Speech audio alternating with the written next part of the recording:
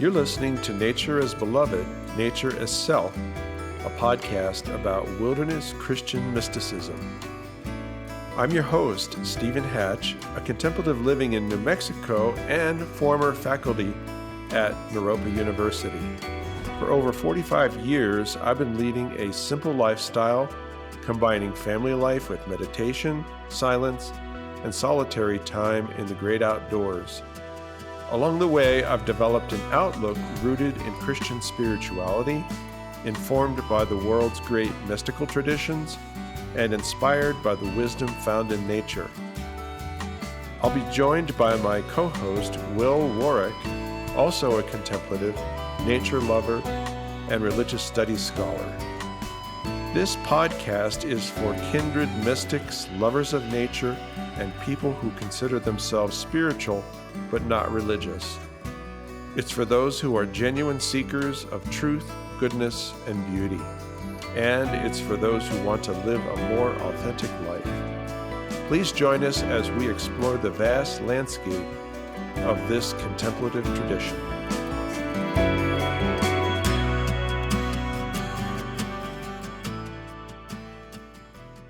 Welcome back, friends and listeners. We hope that you are doing well. It has been a long time coming, and we have been excited about this podcast for a long time.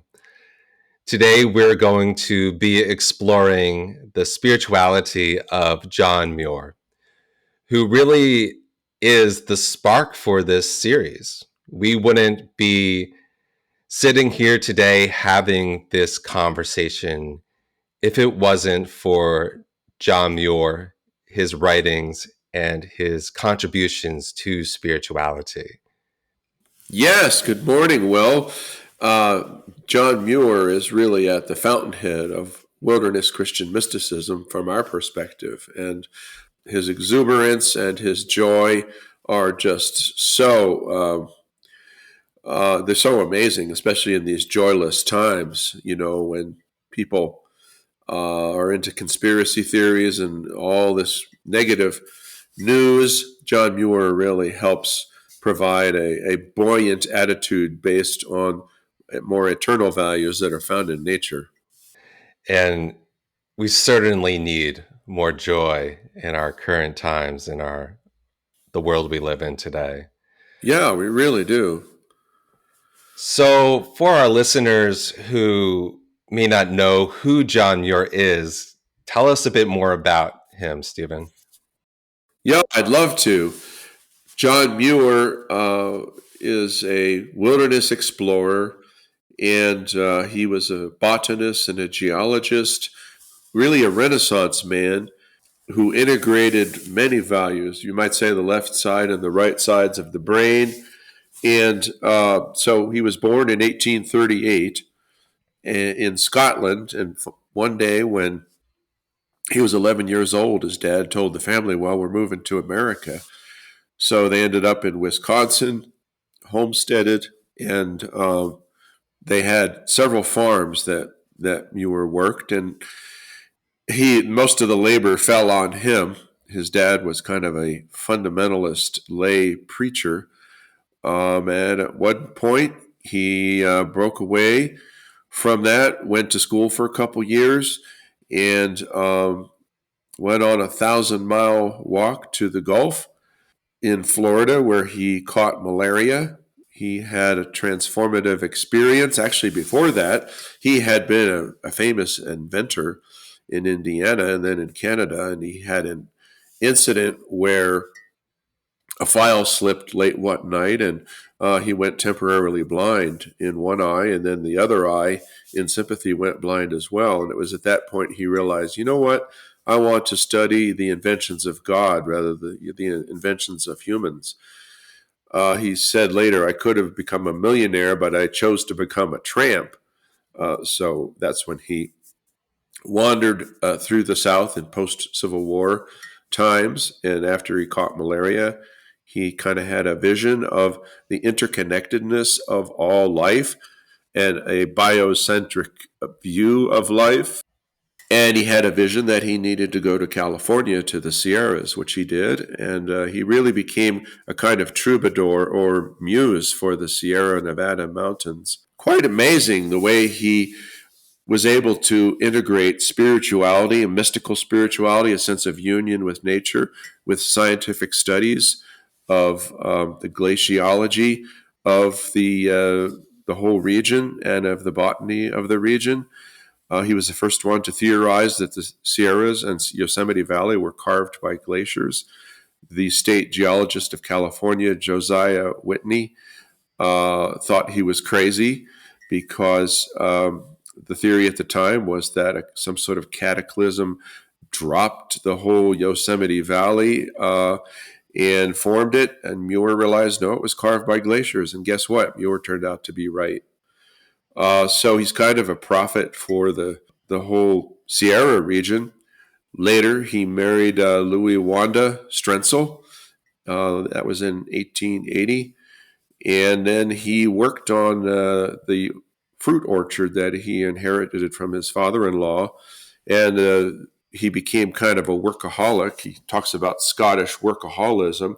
So 1881 to 1888 were what they called his lost years. And finally, Louis Wanda said, enough of this. This isn't the man that I fell in love with, the wilderness explorer.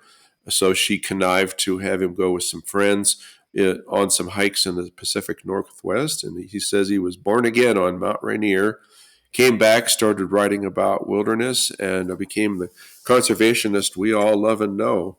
So really, when you talk about John, you really need to talk about Louis Wanda as well. If we didn't have his wife, Louis Wanda, we probably wouldn't have the wilderness explorer that we've come to know. Later, John Muir came to co-found the Sierra Club. He camped with Teddy Roosevelt in Yosemite Valley and was instrumental in the forming of the National Park Service. So he is quite the influential guy. Yes, indeed. It's quite a life, quite a legacy that he has left us with. So when were you first introduced to John Muir? I was introduced in the third grade. You know, we had those readers that were filled with stories, and there was a story about John Muir's hike on a dangerous glacier with a friend's little dog, and how they crossed this crevasse on a sagging ice bridge. And he came to realize that this dog friend and all animals are his brothers and sisters. So that story just intrigued me. And I would read everything I could get my hands on. He had quite a sense of humor. And then my brother John and I, we would discuss Muir back and forth. We would pepper each other with Muir quotes from his autobiography with a Scottish accent. And then later in my 30s, I got interested in his spirituality. So at the time, his writings, unpublished journals, were all housed in microfilm at various university libraries. So I went to the nearest one in Colorado State University and read his unpublished journals, got really inspired because I realized that most of his deepest spirituality was in the unpublished journals. And so I got permission from the John Muir collection at University of the Pacific to publish a bunch of those quotes. And I put out a book of quotes, The Contemplative John Muir. And since then, a friend, a movie maker in Boulder, he put out a movie called The Unruly Mystic John Muir and interviewed me. And then Shelton Johnson, the popular park ranger from Yosemite, whose research led to the awareness of the buffalo soldiers who protected Yosemite, and John Philip Newell and Matthew Fox and a whole bunch of other people. So it's been quite a journey for me, and John Muir is still very much a part of my life. And so I know that John Muir has been influential in your life as well, Will. So how did you come to an awareness of him? Yes, he has been. For me, it wasn't until later in life, my mid 20s, when I moved to Colorado, that I first learned about John Muir.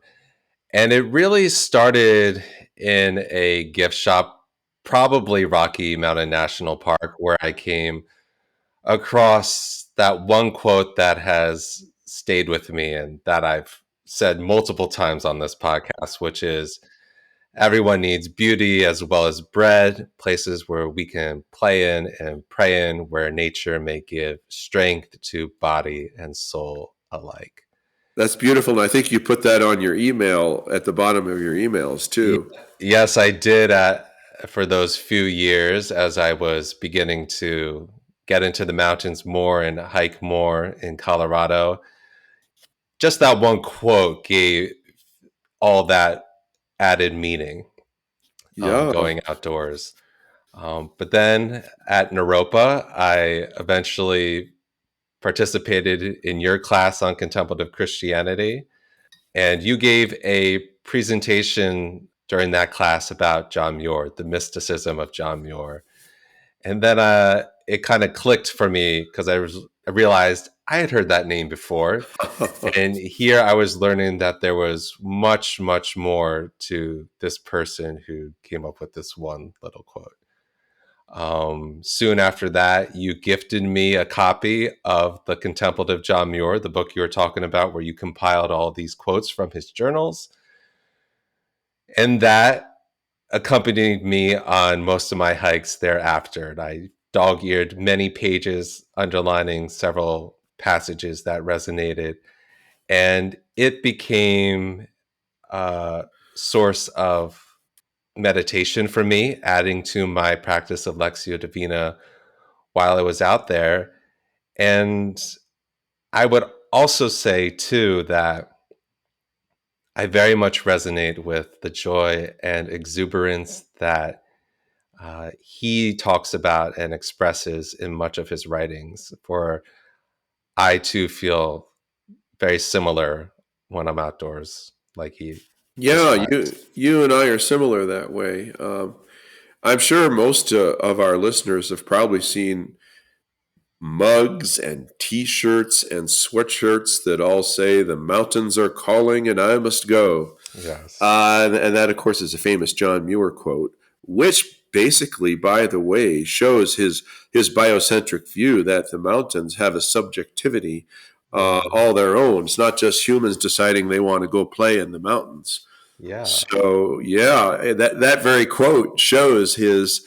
He was very much ahead of his time in showing that humans are not the pinnacle of creation; that we're a part of a web. So, yeah, well, it's always fun when you and I discuss John Muir because he brings such a joy to both of us. Yes, he does. Just talking about him elicits that enthusiasm. What I'd like to do here is just share one of the quotes from that book, if I may. One that there's so many I could choose from, but I just like to at least share one right now. Please, yes.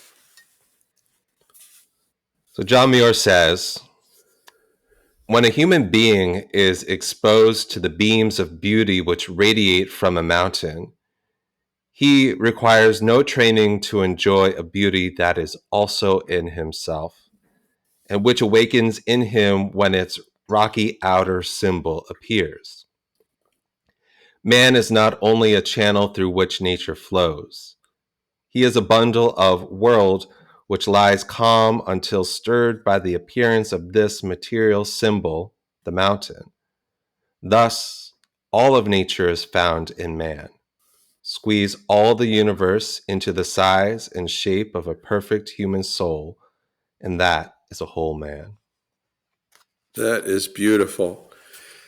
Yes, so nature isn't just something out there; it's something in us. And I love that quote how he talks about the correspondence between the external beauty and then awakening the inner beauty. And that reminds me very much of the modern mystic John O'Donohue, who would be from the same tradition. John Muir in Scotland, he had Celtic blood running through his veins. And so, of course, to John Philip Newell, who has a lot of that Celtic blood in him, and John O'Donohue, who speaks of the outer beauty awakening the inner beauty.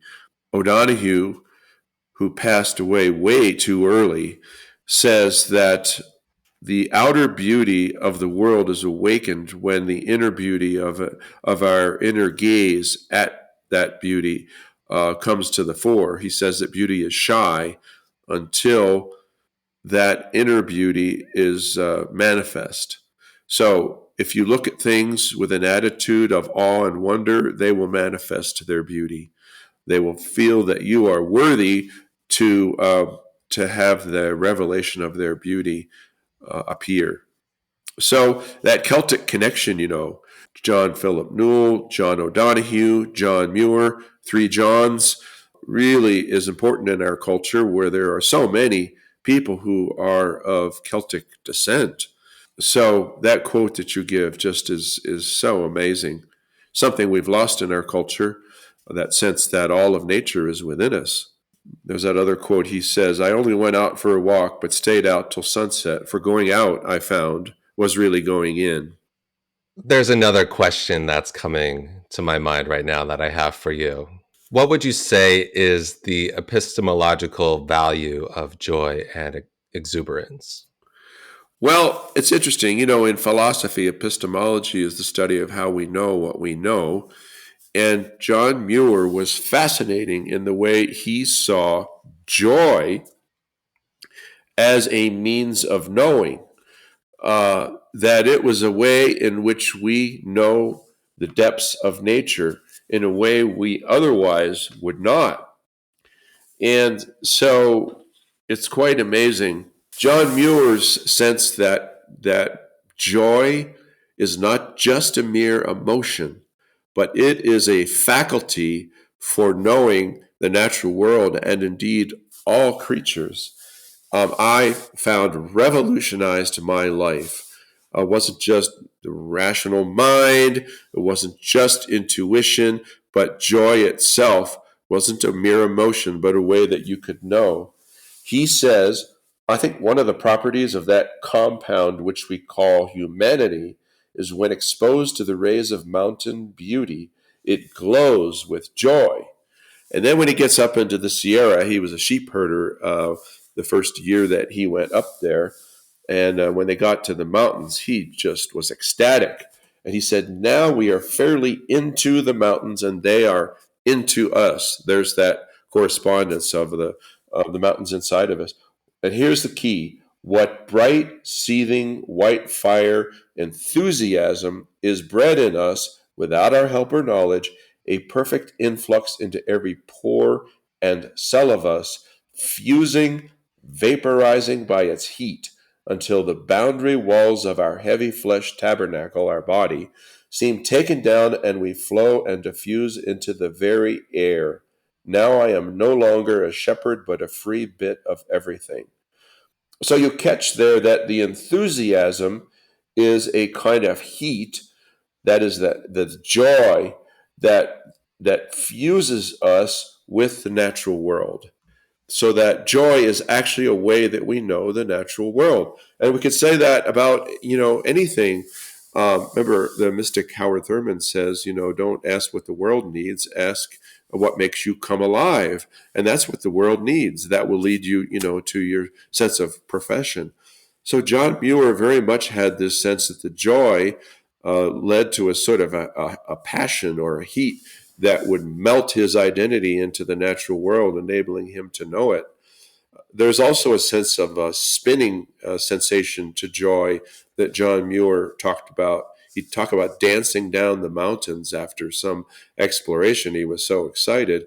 And I think of the Sufi whirling dervish, where in that whole process of the dancer whirling, the human and the divine are combined. And so Muir had that kind of experience as well with joy. It's as though it spins the natural world and the human together. So sometimes we think in our usual way of thinking, the stationary mind is going to stand back and say, oh, what is this natural world? Is there a oneness there? Oh, I can't see it. Well, Muir would say the joy itself is a way of actualizing that sense of union, that we are a part of nature and nature is a part of us. So it's very active.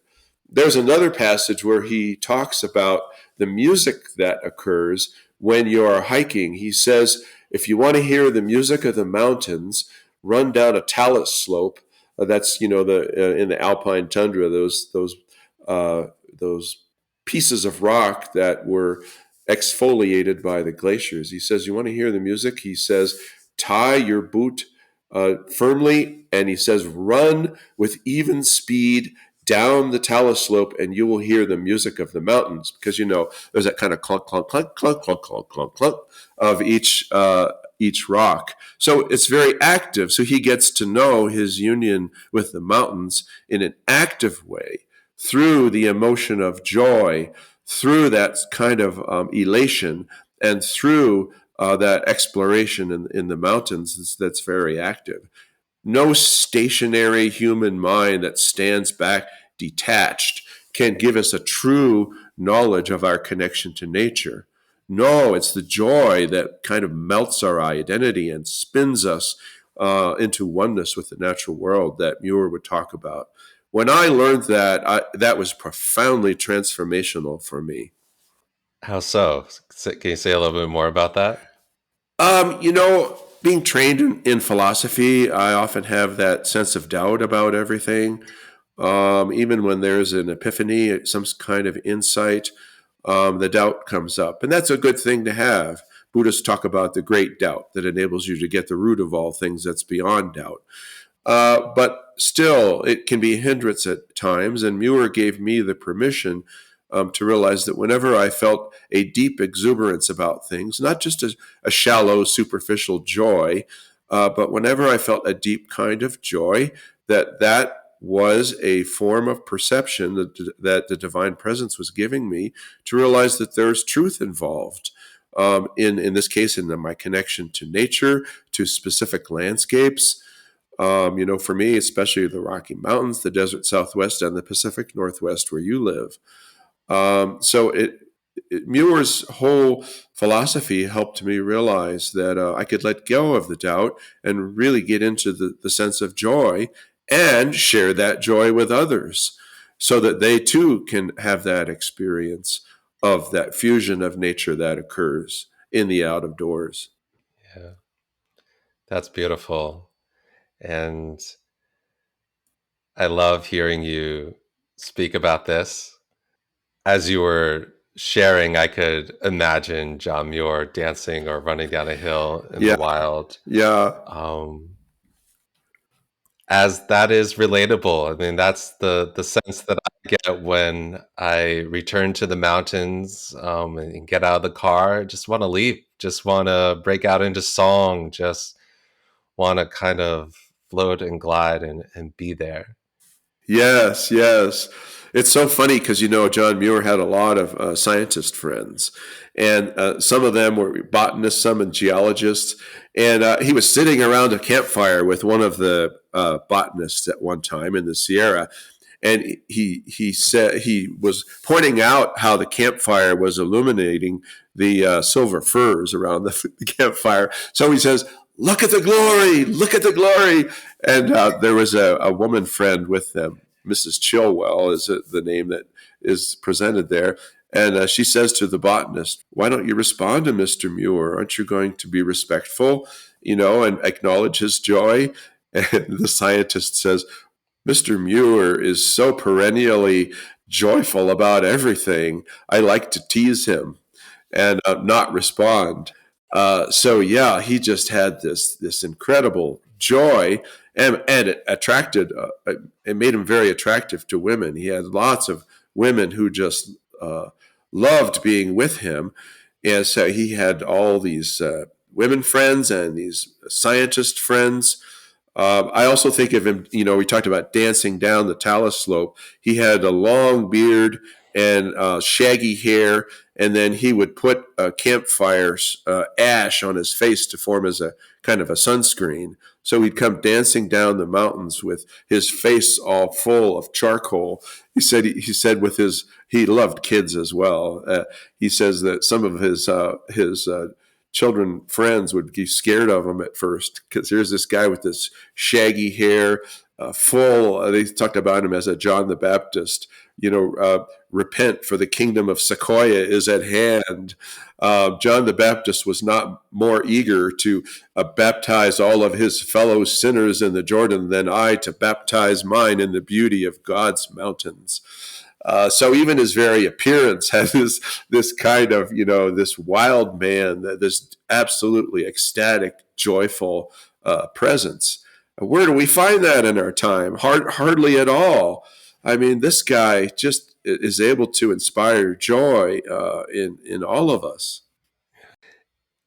By joy, we're also not talking about mere happiness or pleasure. This is something much deeper and Yeah, something much more essential to the spiritual life. As we're talking about joy, I'm reminded of these words that I first heard back at the same time that I was coming to learn more about John Muir. This was in a sermon that I heard once, and the preacher simply said, "God wants for us nothing other than joy."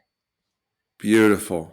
And I thought that struck a chord at the time. I thought that was so beautiful. And over the years since then, I've really been working out this idea that joy is a compass. It's a heuristic that can help us in our spiritual life and discover who we are, who we're meant to be, and what we're here to do. Like, joy, when it appears, is, to me, a signal that we are moving closer to God and becoming more aligned with God's will. Absolutely. Yes, it has heuristic value, as you say. And Muir was fond of that verse in the Bible, the joy of the Lord is your strength.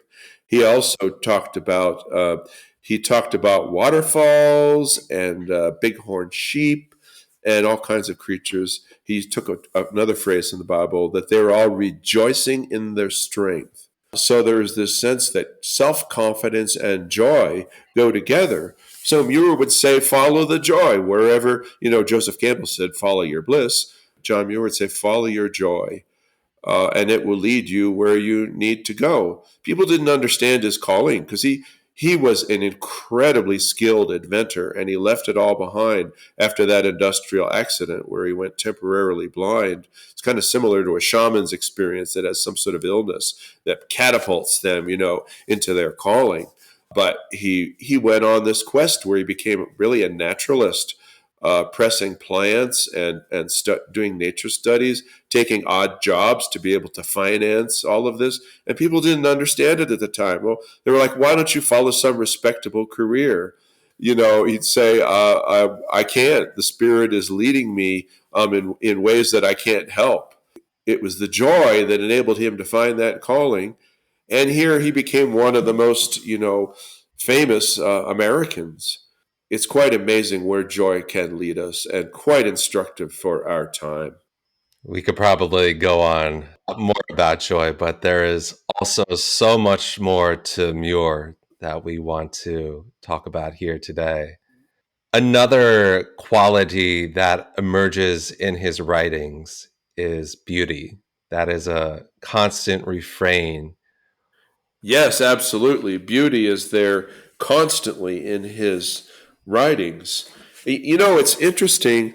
People these days think beauty is maybe some sort of superficial value, but they're really not familiar with their own Western tradition. For example, Plato said that, he had truth, goodness, and beauty, right? So we all seek after truth. Plato was a philosopher. But then there's this thing called the good, which he saw as this sort of divine force, but he said it could be somewhat abstract. It's somewhat beyond the senses. So he said the good needs beauty to make it appear to our senses. So he says that the good radiates beauty.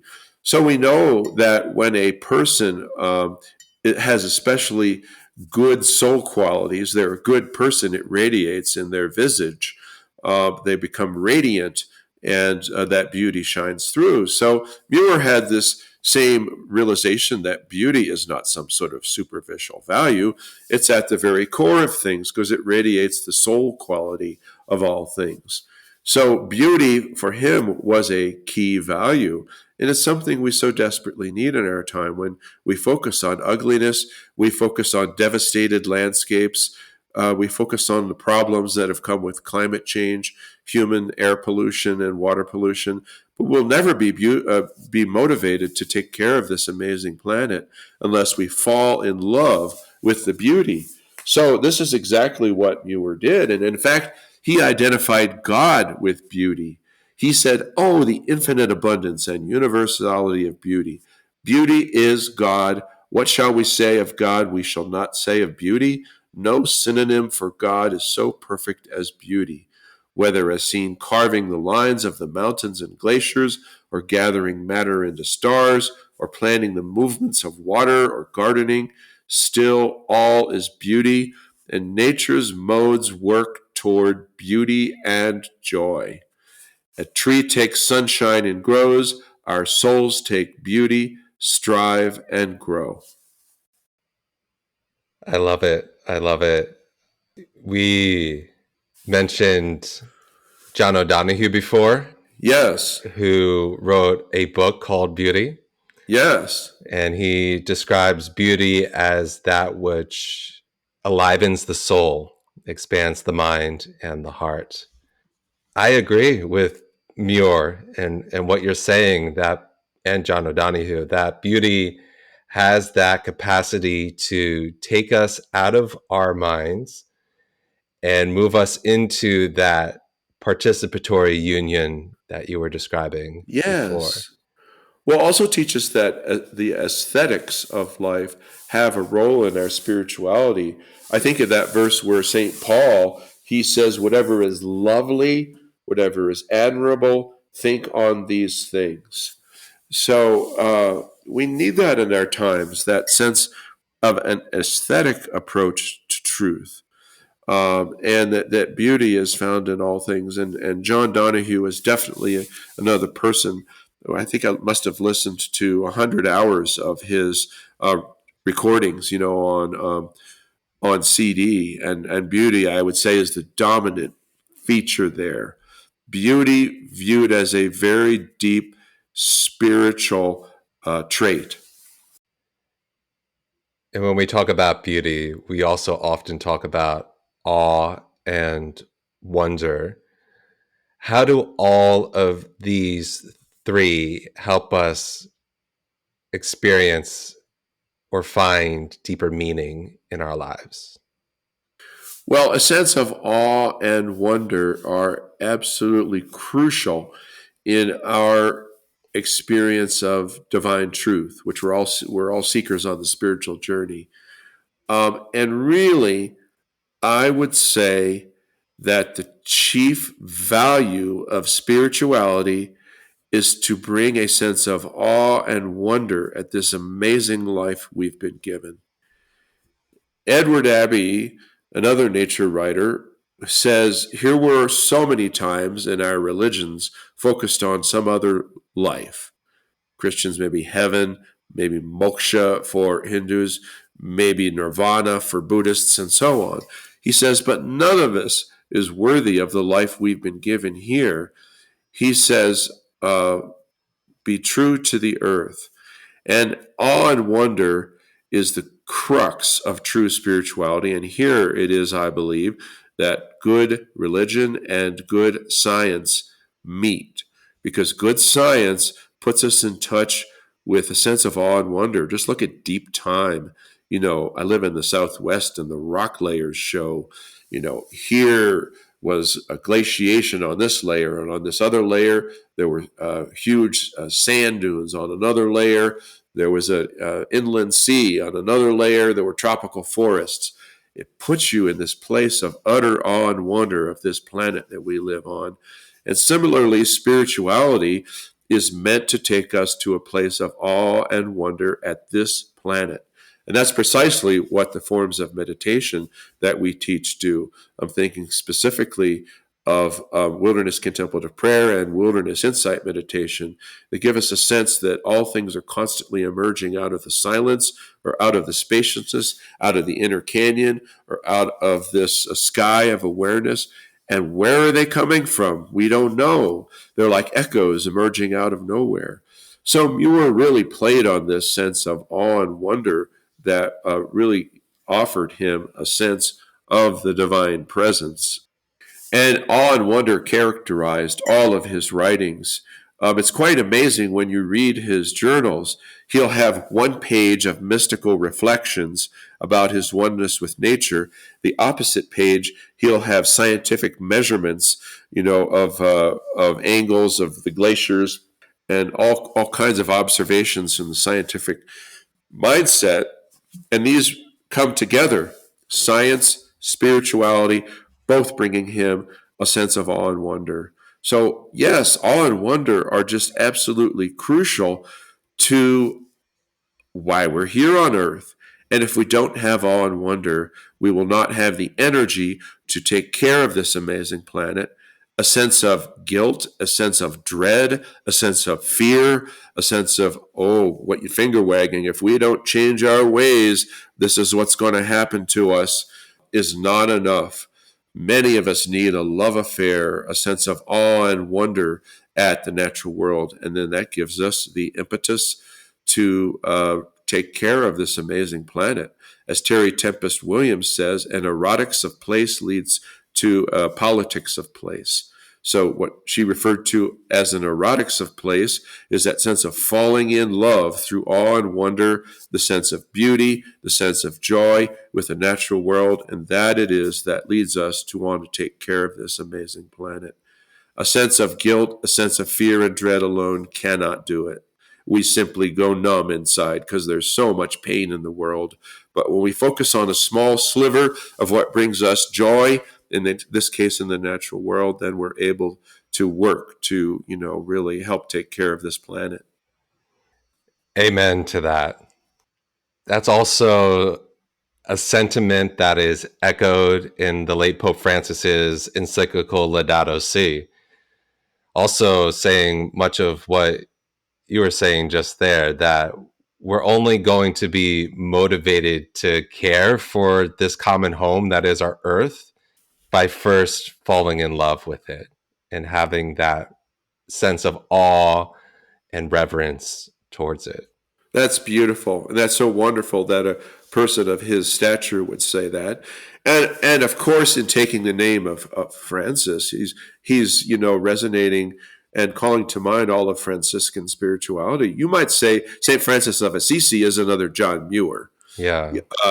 That he is just absolutely ebullient about the poppies around Assisi, about the joy that he finds in serving others and the natural world. He is well known as a nature mystic. And of course, here in northern New Mexico, most of the santeros carve these beautiful cottonwood or juniper bultos of St. Francis. He's the most popular of the mystics. So, Muir didn't study Christian theology much, but he is definitely 19th century, early 20th century St. Francis of Assisi. Yeah. Speaking of St. Francis of Assisi, he was someone who looked at all of creation, its creatures, its elements as brothers and sisters, really attuned to the inherent dignity within everything in creation. And that also was reflected in Muir's life and in his writing. He had a great sense of dignity towards all of creation, wouldn't you say? Totally. I mean, St. Francis's whole thing is that we're all kin, right? Brother sun, sister moon, brother fire, sister water. We're all kin. So St. Francis was a very early biocentrist. And so John Muir follows very much in that tradition. And indeed, that is one of the key points that John Muir makes for our current time. He says that when we try to pick out anything by itself, we find it hitched to everything else in the universe. And he got this. This wasn't just a mental construct that he came up with. He received this insight first when he caught malaria in Florida. He was in an altered state of mind, like a shamanic state of mind. And the water birds and the seacoast and the rocks, he saw it all swirling together as a part of one. But then when he went to Yosemite, two things. One, the waterfalls, and two, the sunlight that permeated all things. He said the Sierra should be called the range of light. You think of those gleaming white granites. But waterfalls, he has these amazing feats where, here's this 3,000 foot Yosemite Falls, and he wants to know what it is to experience the falls from behind them. So he crawls out on like a 3-inch ledge that juts out from behind the falls, and then looks at the falls that are falling in front of them, 3,000 feet. He says, I was baptized in Yosemite Falls. And he says from that experience and many similar ones that he realizes that all things are equal. So if you think of it, a waterfall comes, it hits all the rocks, and then it nourishes everything down below equally, right? It doesn't pick and choose. So here's this very important quote from him. He's talking to a somewhat fundamentalist teacher that he knows. And so here's what he has to say. He says to his friend, you say that good people are nearer to the heart of God than are woods and fields, rocks and water. Such distinctions and measurements seem strange to me. Rocks and waters, etc., are words of God, and so are people. We all flow from one fountain soul. Here he's thinking directly of Yosemite Falls. All are expressions of one love. God does not appear and flow out only from narrow chinks and round bored wells here and there in favored races and places, but God flows in grand undivided currents, shoreless and boundless over creeds and forms of all kinds of civilizations and peoples and beasts, saturating and fountainizing all. He makes up a verb there. So the waterfall doesn't pick and choose. It flows over all of the rocks and then downstream all landscapes equally. So he's also, his philosophy here also, as you see, he says it doesn't come out of narrow chinks, in favored races and places. No one race, no one spirituality, no one religion. And he said he couldn't stand religions that were exclusive of others. So waterfalls really helped him to see this equality of all things. The other thing that enabled him to see the equality of all things was sunlight. The way the sunlight just saturated everything. He was completely in love with the sunlight of the Sierras. So he has this to say. He says, what is higher, what is lower in nature? When a portion of spirit clothes itself with a sheet of lichened tissue, colored simply red or yellow or gray or black, we say that that's a low form of life. Yet, is it really more or less radically divine than another portion of spirit that has gathered garments of leaf and fairy flower and adorned them with all the colors of light? Though we may say that the latter creatures, that is, flowers and other creatures, are higher, all of these varied forms, high and low, are simply portions of God radiated from him as a sun and made terrestrial by the clothes they wear and by the modifications of a corresponding kind in the God essence itself. So you might say here he's similar to the earlier Greek philosopher Plotinus, who says everything radiates equally from the sun of God's presence. This is what Muir is saying. We're all radiated from the sun of the divine presence, and we're all just given different clothes to wear. That's different bodies. But we've got the same sunlight. We've got the same spark of light at the core of all of us. So this wasn't some mere theory. This is something that Muir experienced directly from the sunlight permeating all things in the range of light, as he called the Sierra, and from those waterfalls. So everything is equal. nothing can be picked out as superior. He said, if people want to say that human beings are superior, he says it's only because we're like the bottom part of a river where all of the streams have flowed into us, carrying the divine energy from all the other creatures higher up in the mountains. He says, if we're more divine, it's because we're the most terrestrial. If you try to recap, human evolution, we see all the stages of reptiles and amphibians and all sorts of creatures that came before us are within us in our development. So if there is some sort of nobility to humans, it's only because we're the creature that has the most of the other forms of life within us. So as he says, most richly divine because most richly terrestrial. So yes, Muir is so absolutely crucial for our Western understanding that all things are equal in this great web of life. I want to summarize all you just said as shortly as I can.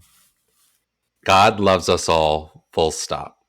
Full stop. Wouldn't That's you say right. that is the good news? Full stop. Yes, absolutely. For God is this exuberant being or ground of being, as Muir would call him, completely exuberant. Yes, there isn't any parceling out of love. It just flows absolutely exuberantly. So I'd like to pivot here. Earlier, we were talking about transcending the mind and entering into this participatory union with nature.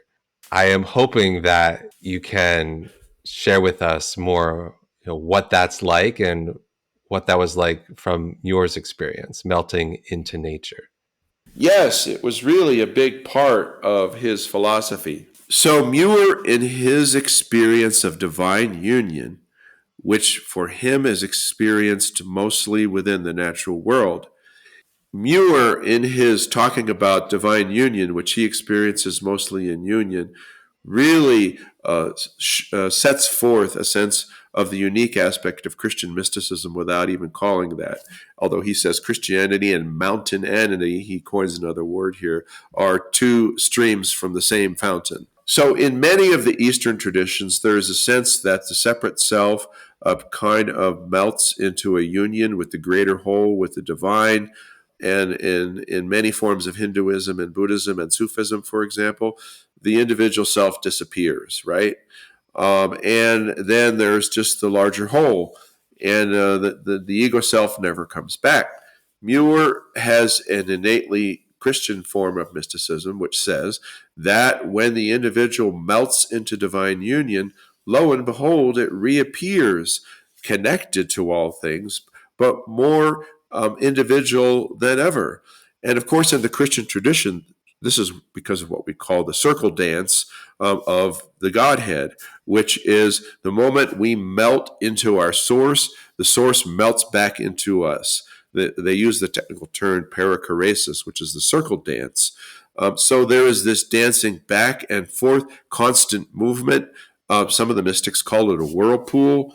And so this is one of the most fascinating aspects of Muir's spirituality. He says, for example, with inexpressible delight, you wade out into a grassy sun lake, a meadow, feeling yourself contained in one of nature's most sacred chambers, secure from yourself, and your hard restricting shell of individuality is at once dissolved, free in the universal beauty as when you gaze into the vistas of a sunset. So far, it's like a lot of other mystical traditions. You melt out into it, right? And you lose that restricting shell of individuality. So then he says, you seem dissolved in it, yet everything about you is beating with warm, terrestrial, human love and life, delightfully substantial and familiar. So we all seek love and we're never going to find it. But if we lose ourselves into the beauty of the natural world, then suddenly we find we're given back our sense of self and we feel that we are loved. He says, in so wild and beautiful a region was spent my first day, every sight and sound inspiring, leading one far out of himself, yet feeding and building up his individuality. And here's the crucial passage.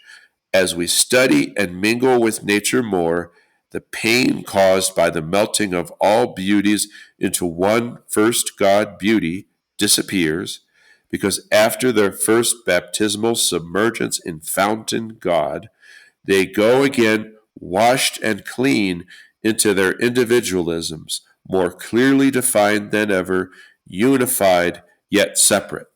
So here is this play back and forth between losing yourself into the beauty of the natural world, and then yourself comes back to you washed and clean.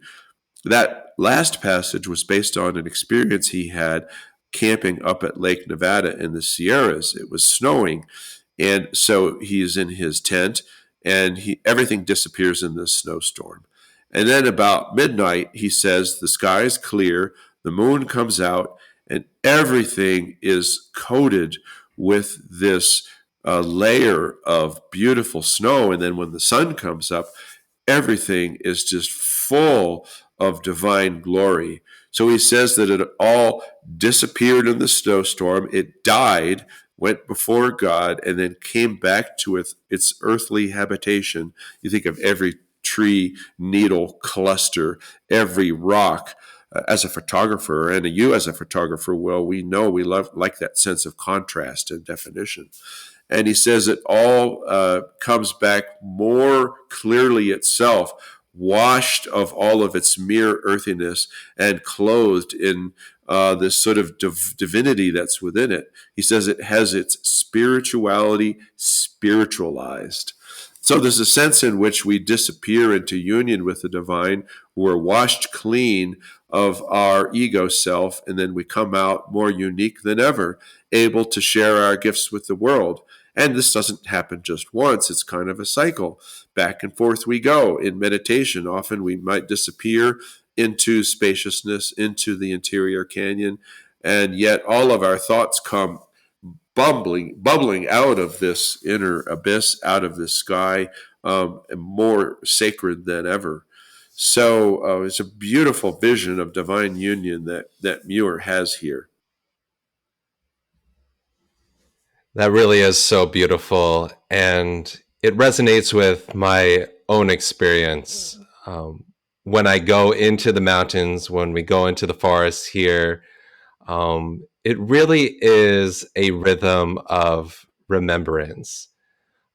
Gradually on the trail, the thoughts of worldly life begin to vanish, and I find myself coming to a deeper sense of wholeness, or remembering what is most essential or what matters most, and then returning back to life in Olympia with a clear sense of who I am and what I want to focus on.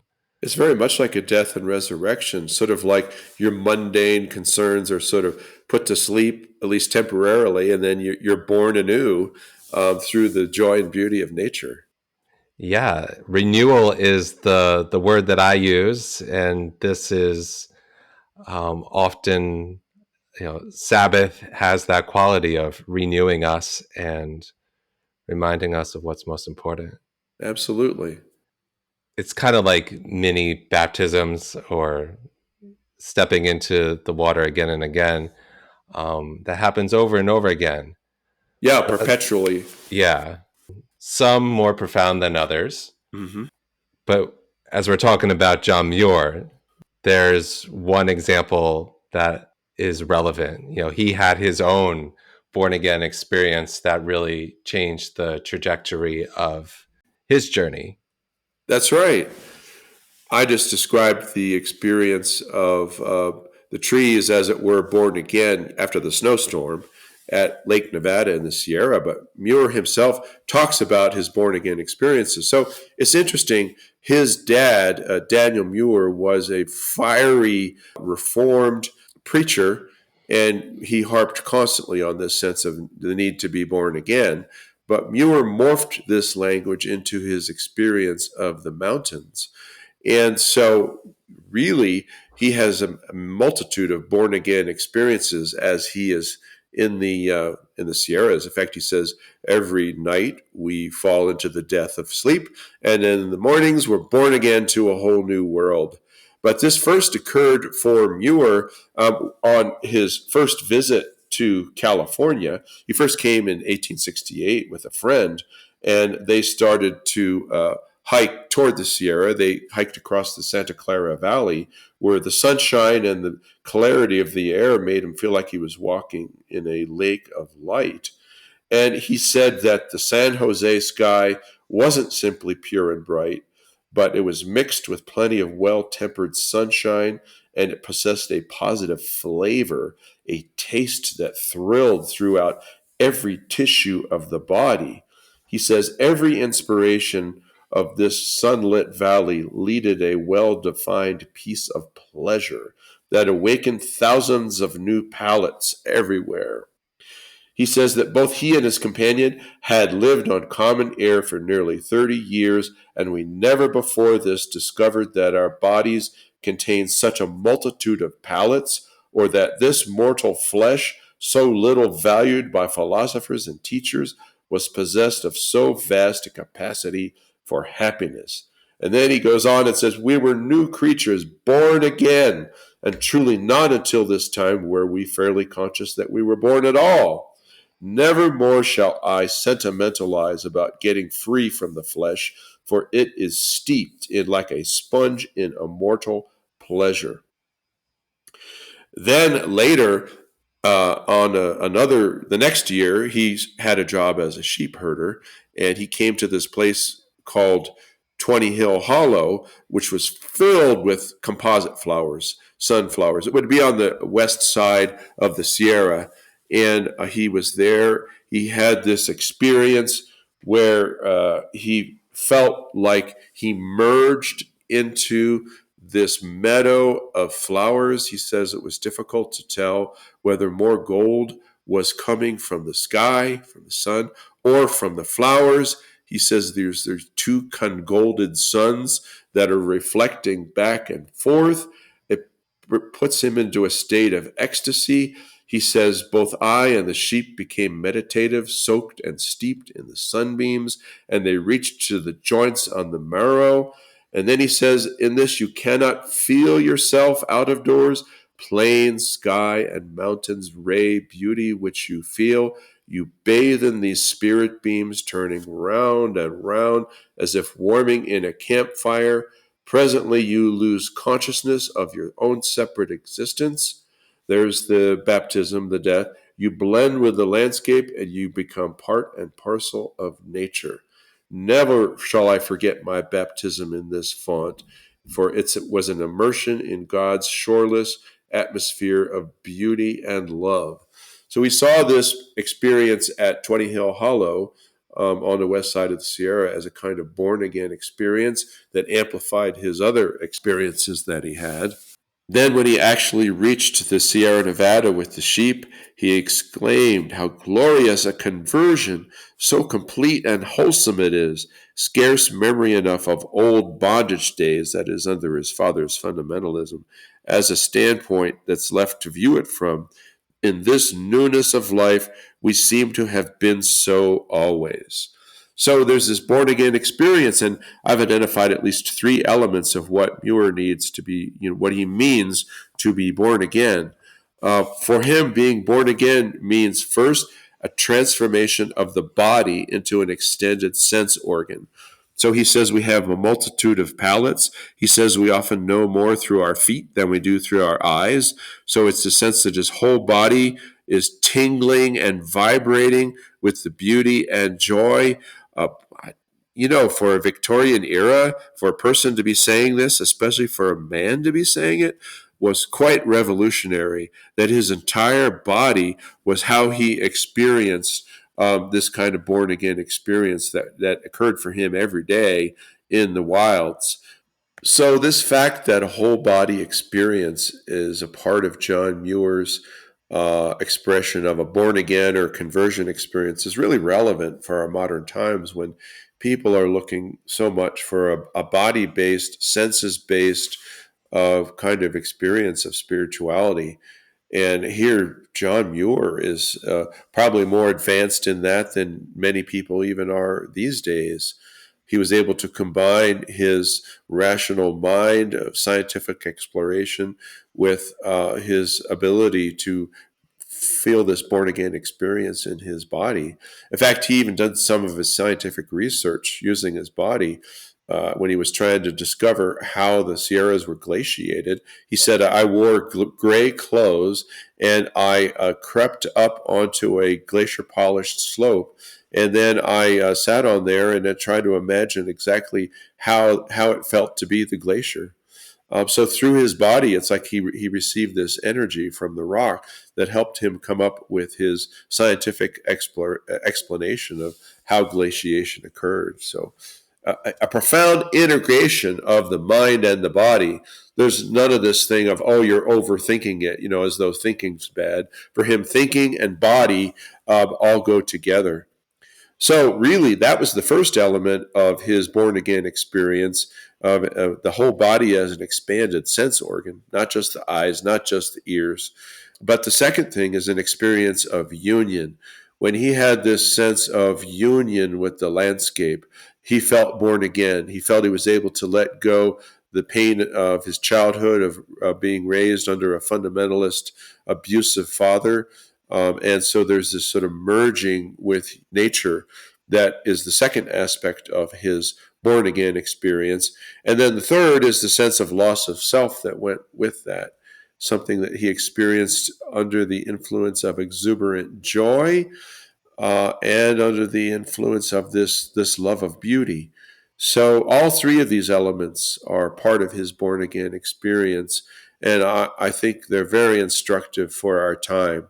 Being born again is not having a new set of dogmas, doctrines. In a sense, Muir is converted to a landscape. Here, he's very much like many indigenous peoples. They can't take a certain set of beliefs and then go all over the world and proselytize with those. No, they say, well, you come to our landscape and you'll feel what we feel. After we've been here for eons, and now you'll experience what we experience in the landscape.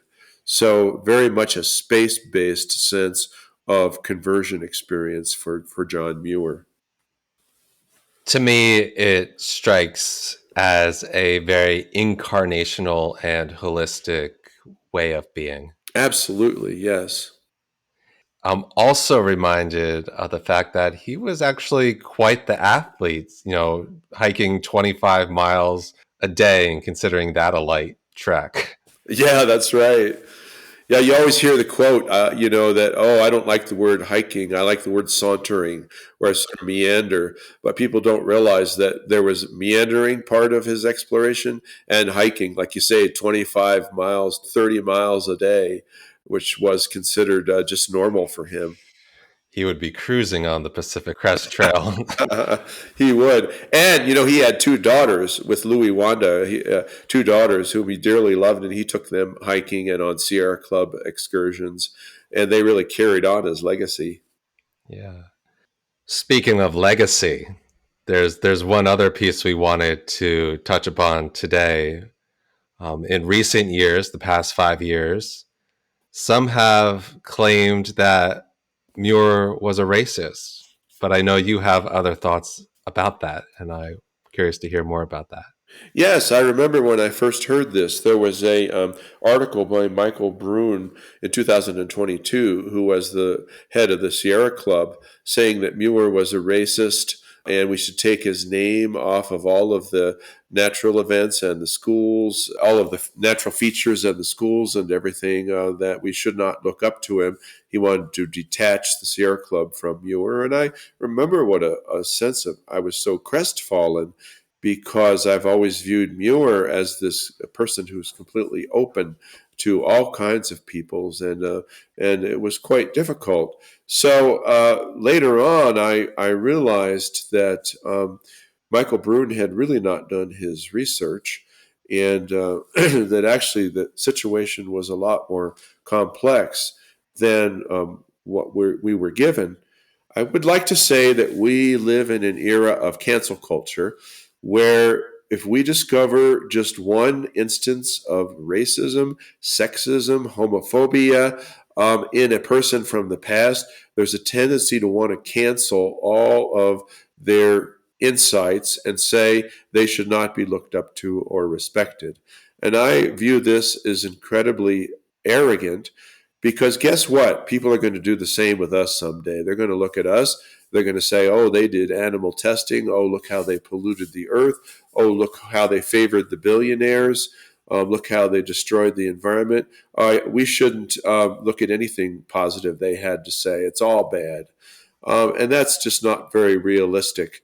We evolve as human beings and as a race, and each era has its gifts and each era has its flaws. But it's interesting, last year a book came out by Robert McNally called Cast Out of Eden.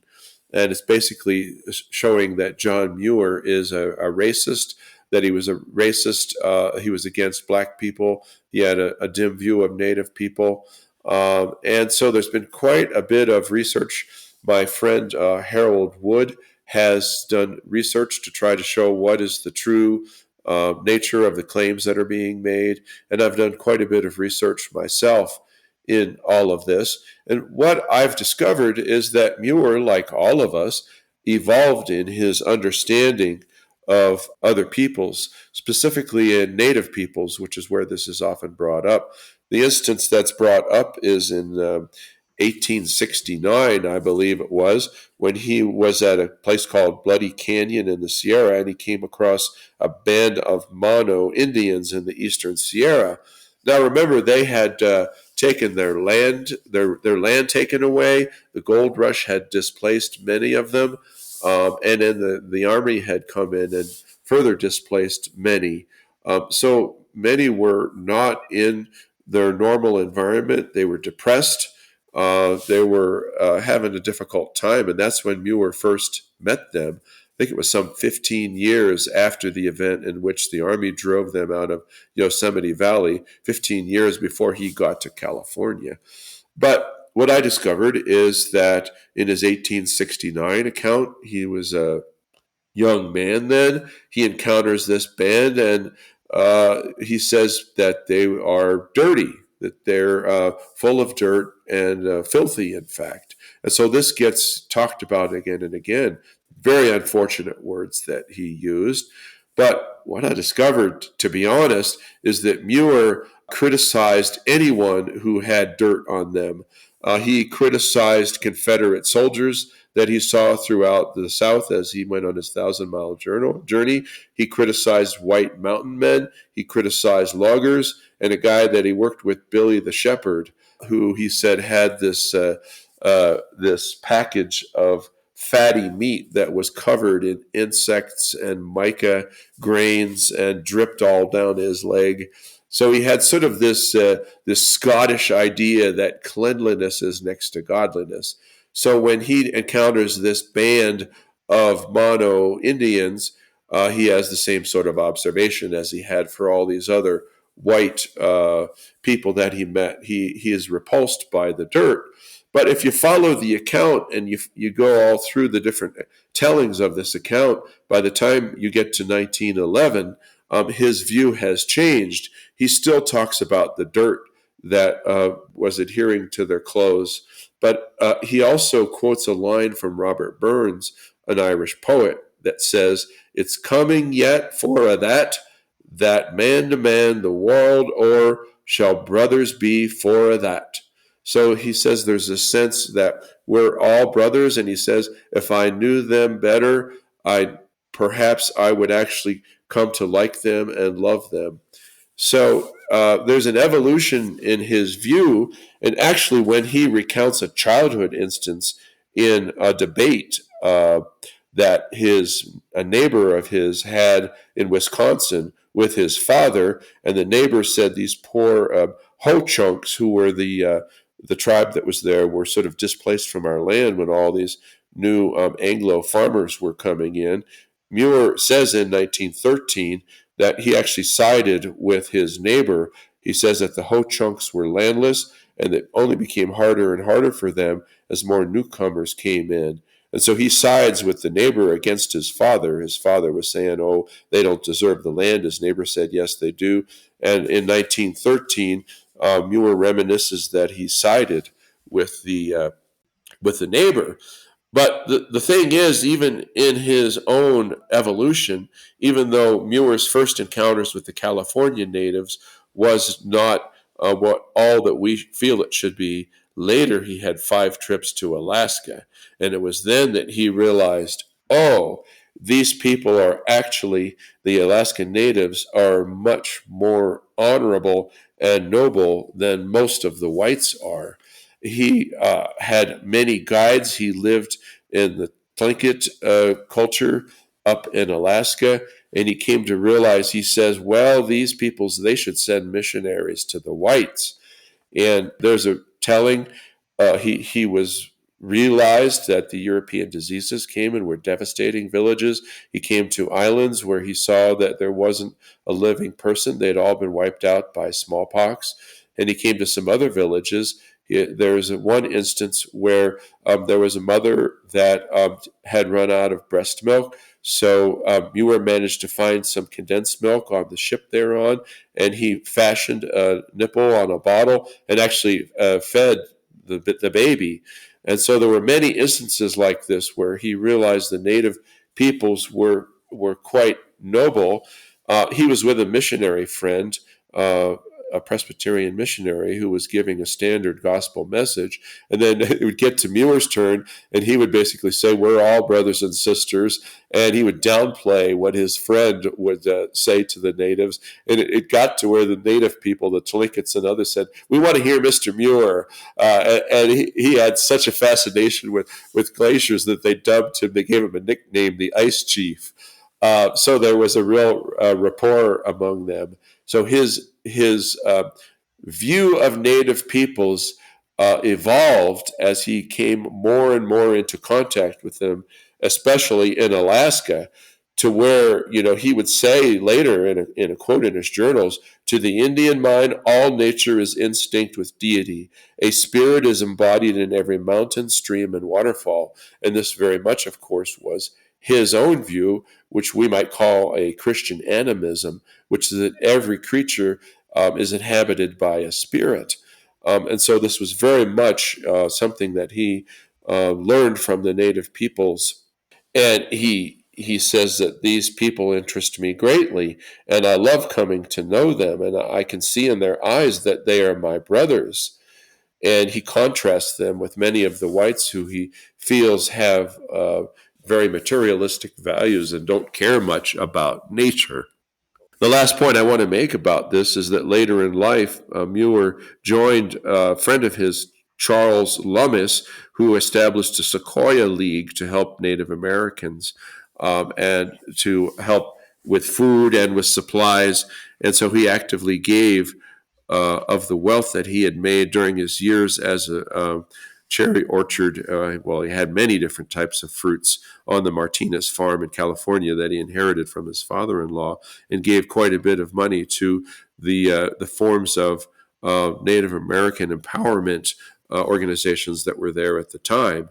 We might criticize those organizations and say, well, they didn't listen to the needs of Native peoples as much as we do today, but they were what was considered progressive at the time.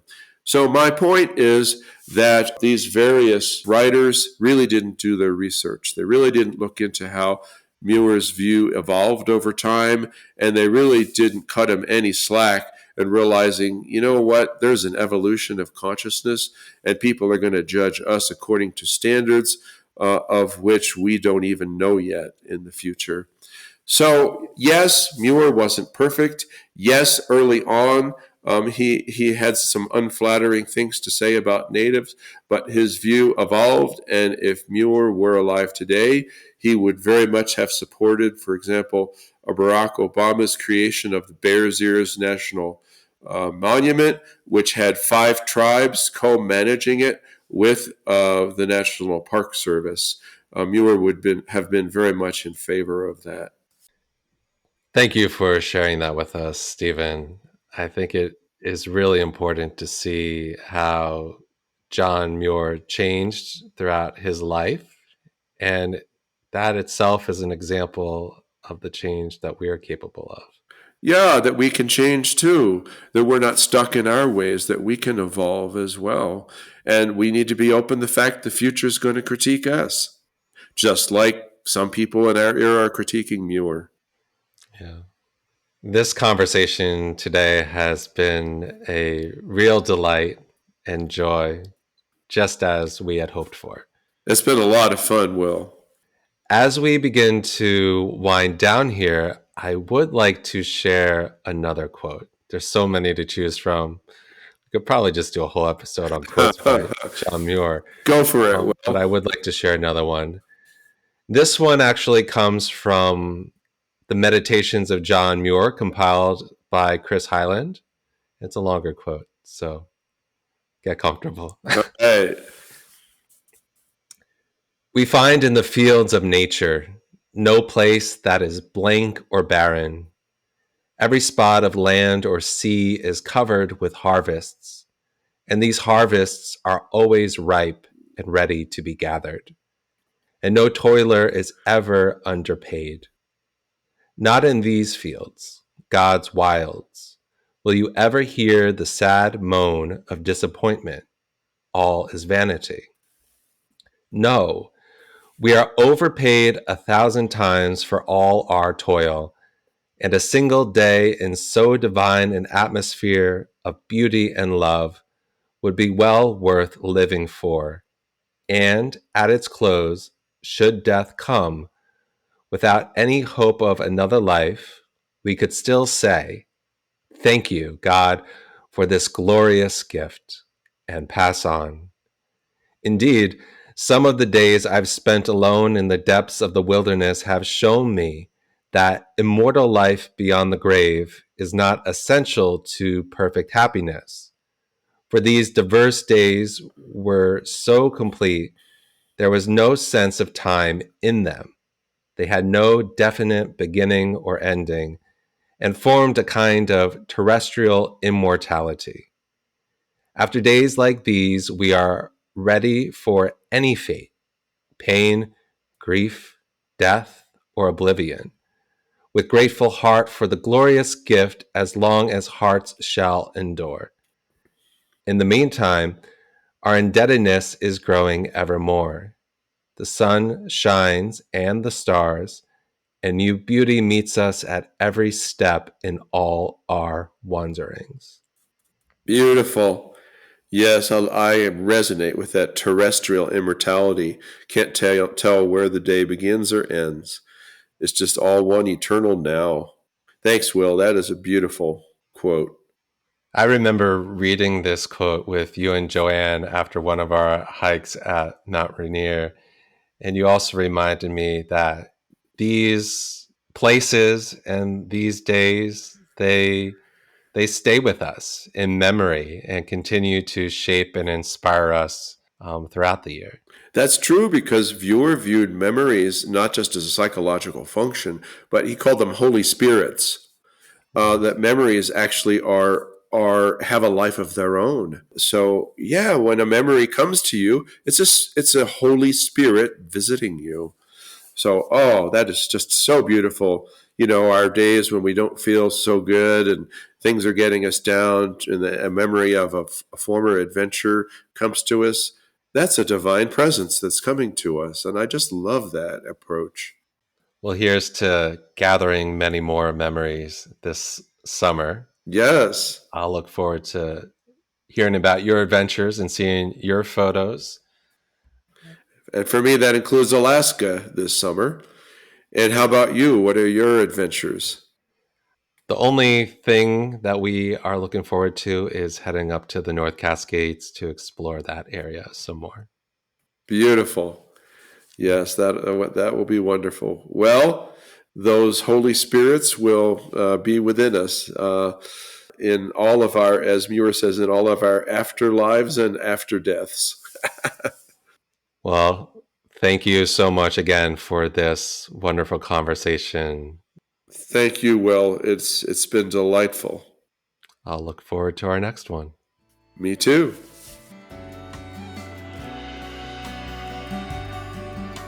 Dear friends and listeners, we've come to the end of this episode of Nature as Beloved, Nature as Self. Thank you for listening. If you enjoyed this episode, please let us know by liking, commenting, and sharing this episode with others. If you have a question you would like answered, are interested in learning more about a topic, or would like to pursue one-on-one spiritual direction with either of us, you can write to us at natureasbeloved@gmail.com. You can also find us on Instagram at natureasbeloved. For daily photos and quotes, you can follow Stephen on Facebook or Instagram at the Stephen Hatch Outlook. And for more information about Stephen's books, you can find them on Stephen K. Hatch's Amazon author page. Until next time, may you continue to walk in beauty, be well, and stay wild.